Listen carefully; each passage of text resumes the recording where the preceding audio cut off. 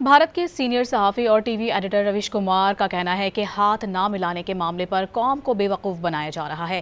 पहले कहा गया कि खेल और सियासत अलग है, इसलिए मैच खेलना चाहिए, लेकिन फिर इसी मैच में सियासत को घसीटकर हाथ नहीं मिलाया गया। हुकूमत और बोर्ड मैच से पैसा कमाकर आवाम को बेवकूफ़ बना रहे हैं। मारूफ ब्रॉडकास्टर आशीष रॉय ने भी इसे नस्ल परस्ती के दौर में तशबीह दी और कहा कि ये खेल की रूह के खिलाफ है।